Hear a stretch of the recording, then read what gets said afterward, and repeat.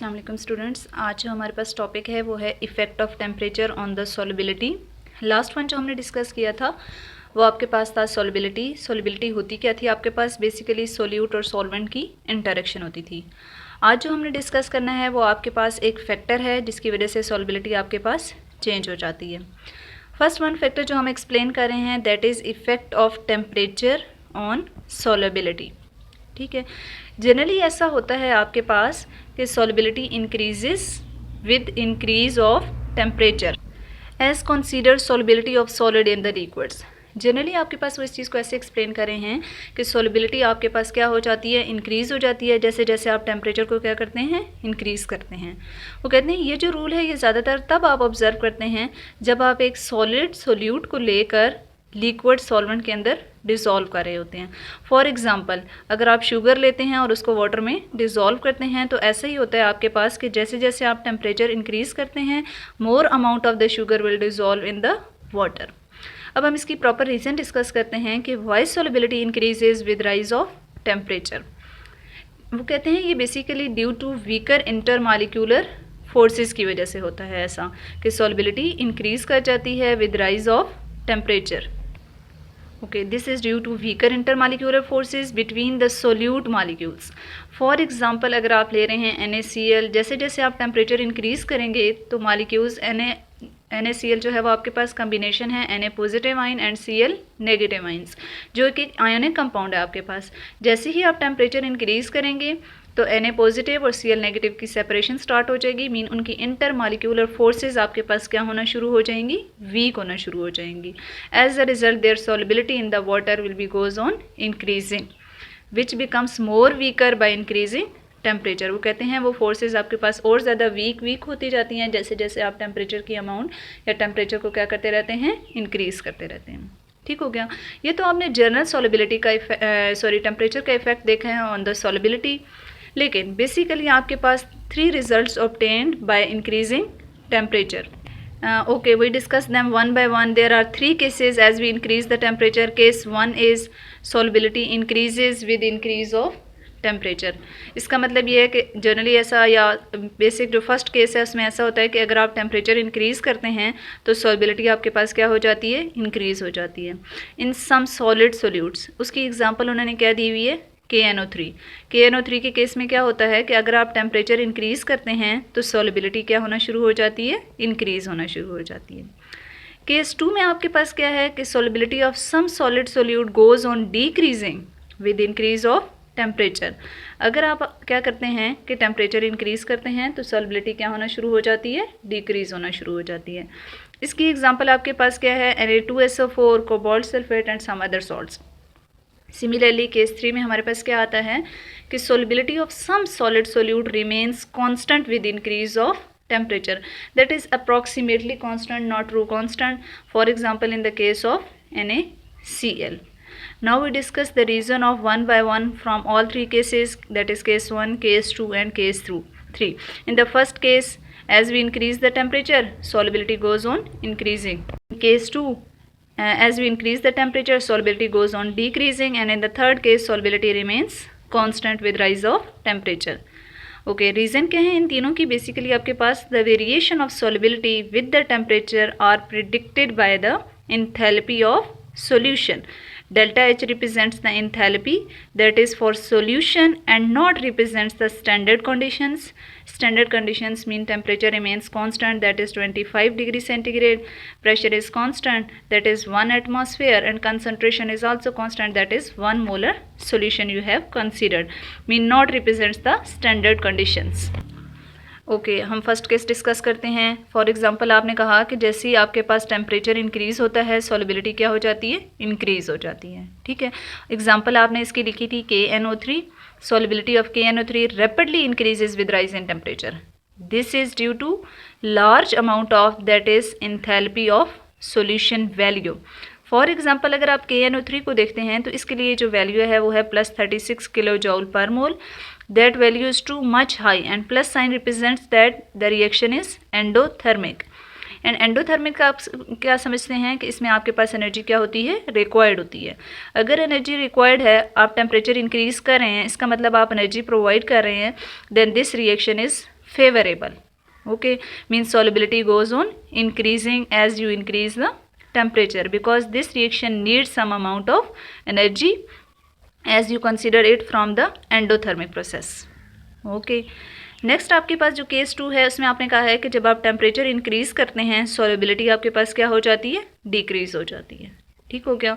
ऐसा क्यों है? That is due to the enthalpy of reaction या enthalpy of solution, that is delta H nought solution. इसके case में एंथैल्पी ऑफ सॉल्यूशन की वैल्यू क्या होती है आपके पास, नेगेटिव. नेगेटिव साइन आपको ये रिप्रेजेंट करता है कि रिएक्शन इज़ एक्सोथर्मिक. एक्सोथर्मिक का क्या मतलब है कि this reaction has already too much heat, इसके पास आगे ही बहुत ज़्यादा हीट है. अगर आप इसको और हीट देने की कोशिश करते हैं तो it inhibits the dissolving reaction. Dissolving reaction क्या है आपके पास, सोल्यूट और सॉल्वेंट की इंटरेक्शंस हैं आपके पास, मीन्स सॉल्युबिलिटी है आपके पास. ठीक होगा. तो इस केस में सॉल्युबिलिटी क्या हो जाती है, डिक्रीज़ हो जाती है जैसे जैसे आप टेम्परेचर को क्या करते हैं, इंक्रीज़ कर रहे होते हैं. सेकेंड केस हो गया. थर्ड केस में आपने कहा कि solubility is constant as you increase the temperature. Solubility of some solutes remain constant with rise in temperature.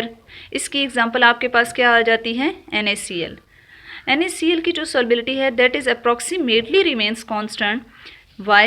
This is due to very small value of heat of solution, जो just आपके पास कितनी है, +3 kilojoule पर मोल है. ठीक, तो ऐसे solutes जिनके लिए आपके पास हीट ऑफ सोल्यूशन की वैल्यू बहुत ज़्यादा स्मॉल होती है, उनकी सॉल्युबिलिटी आपके पास अप्रॉक्सीमेटली कांस्टेंट रहती है जैसे जैसे आप टेम्परेचर को इंक्रीज़ कर रहे होते हैं. यही जो 3 केसेस हैं आपके पास, ये मैंने एक ग्राफ के थ्रू आपको एक्सप्लेन किए हुए हैं.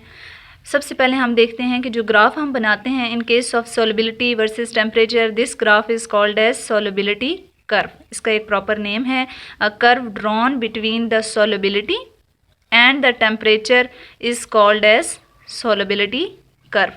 इस कर्व को हम क्या कह रहे हैं, solubility curve. यहाँ पे मैंने सब मॉलिक्यूल्स के लिए ड्रॉ नहीं किया है, जस्ट जो 3 केसेस मैंने डिस्कस किए हैं उनके लिए एक्सप्लेन किया है. फर्स्ट केस आपने कहा कि solubility is generally increases with rise of temperature, that is in case of KNO3. अब यहाँ पे हम देखें तो KNO3 की solubility जो है जैसे जैसे टेम्परेचर राइज कर रहा है इसकी solubility भी क्या हो रही है आपके पास, इंक्रीज़ हो रही है. ठीक हो गया.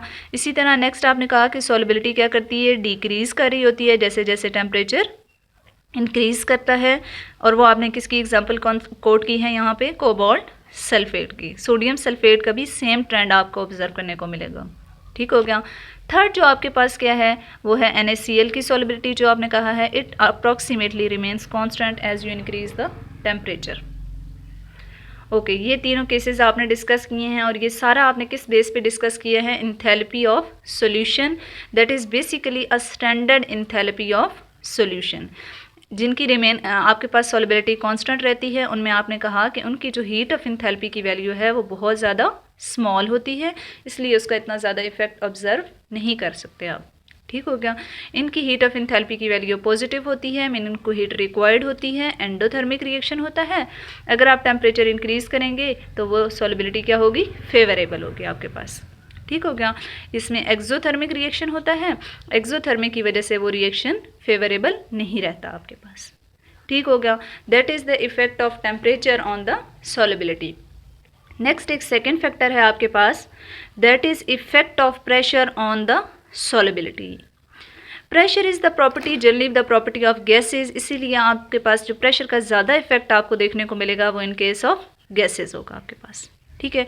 सो it has major effect on the gaseous solution and negligible effect on the solids and the liquids because it is the basic property of the gaseous solution. Okay, this is the effect of pressure on the solubility is basically explained by the law that is called as Henry's law. इस सारे effect को मैं आपको एक example के through यहाँ पे explain करती हूँ. इसमें आपके पास क्या है, ये एक बीकर है, ये सेकंड वन बीकर है. इस बीकर में अगर आप देखें तो ये जो ब्लू कलर में है ये आपके पास क्या है, सॉल्वेंट, और ये जो ब्लैक डॉट है ये जस्ट आपके पास क्या हैं, सोल्यूट के पार्टिकल्स हैं. सॉल्युबिलिटी तब होगी आपके पास जब ये सोल्यूट पार्टिकल्स जो हैं ये सॉल्वेंट के अंदर मिक्स होना शुरू हो जाएंगे, तब वो चीज़ आपके पास क्या हो रही है, सॉल्युबल हो रही है. अगर इसमें आप गौर से देखें तो आपके पास क्या है कि सॉल्वेंट के अंदर just 2 molecules of solute present हैं, बाकी रिमेनिंग जो हैं वो आउटसाइड द सॉल्वेंट है ना आपके पास. ठीक है. इट मीन्स इसमें सॉल्युबिलिटी क्या है आपके पास, कम है. और प्रेशर लो आप अप्लाई कर रहे हैं, मीन पिस्टन मीन जिसके थ्रू आप प्रेशर अप्लाई कर रहे हैं। यहाँ पे आप क्या करते हैं, पिस्टन को प्रेस करते हैं, मीन आप हाई प्रेशर अप्लाई करते हैं, तो वो जो सोल्यूट के पार्टिकल्स थे या जो सोल्यूट के मालिक्यूल्स थे वो आहिस्ता आहिस्ता कहाँ मूव करना शुरू कर देंगे, आपके पास सॉल्वेंट के अंदर।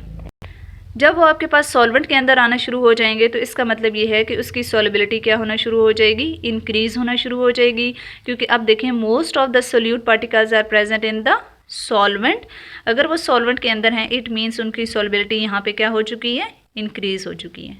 ठीक है, यहाँ पे आपके पास सॉल्युबिलिटी क्या है, कम है, और यहाँ पे सॉल्युबिलिटी क्या है, आपके पास ज़्यादा है।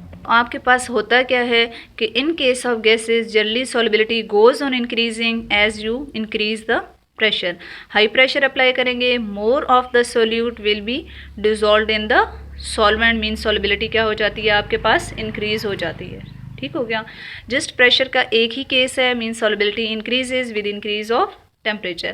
But as we discussed the effect of temperature, so there are three cases in which first case solubility goes on increasing, in second case it remains constant, and in the third case its values goes on decreasing.